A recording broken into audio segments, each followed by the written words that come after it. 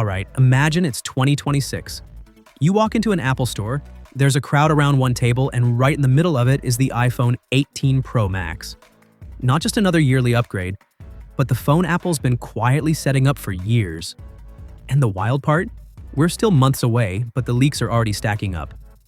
And for once, they're actually starting to agree with each other. So let's break down what's really going on. First up, the display.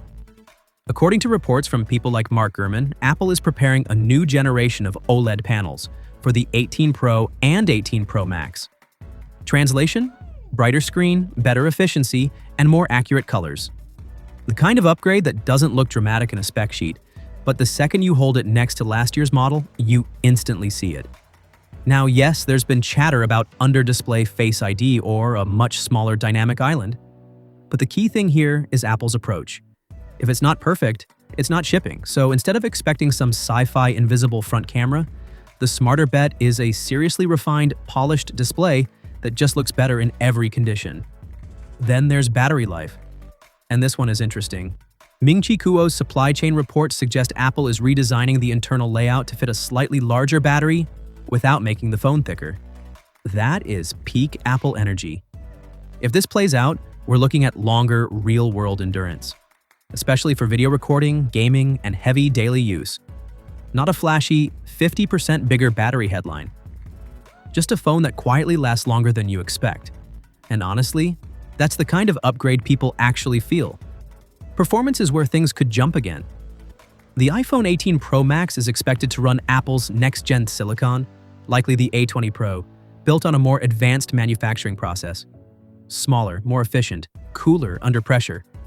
What that really means is stronger AI features, smoother multitasking, and better thermal control when you're pushing the phone hard. Things like on-device intelligence, smarter Siri interactions, faster photo processing, it all benefits. It won't just benchmark higher, it'll feel faster in daily use. Now cameras, because of course, the telephoto lens is reportedly getting special attention this year. We're hearing improved zoom capabilities, better low light performance, and upgraded stabilization for video.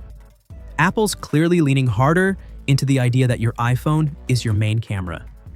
And if they really push zoom performance further while improving stabilization, that's huge for creators. Vlogging, travel videos, handheld cinematic shots, all of it gets easier without carrying extra gear. Zoom out for a second though, because this might be the bigger story. Analysts are suggesting Apple could shift to a premium-first strategy in 2026. That means the Pro and Pro Max launch as the centerpiece, possibly alongside something like an iPhone Fold, while the standard models arrive later. If that's true, the 18 Pro Max isn't just another step forward. It's the flagship of the entire lineup, the Halo product. There are also reports pointing toward a return to titanium, lighter, stronger, better heat handling, and more scratch-resistant. If Apple does go back to titanium and refines it properly, that instantly elevates the feel of the device, especially after some mixed reactions to recent material choices. And finally, timing. Right now, everything points to a classic Apple schedule. September 2026 announcement, pre-orders shortly after, shipping before the end of the month. No major delays rumored for the Pro models. If anything shifts, it'll likely be around experimental products like a foldable.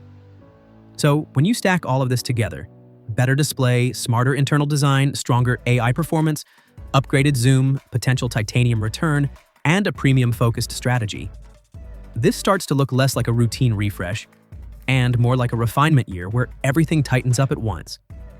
The kind of phone that doesn't scream change but quietly improves almost everything.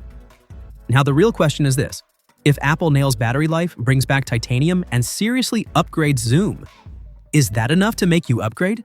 Or are you waiting for something more radical? Drop your thoughts below. I'm genuinely curious where you stand on this one.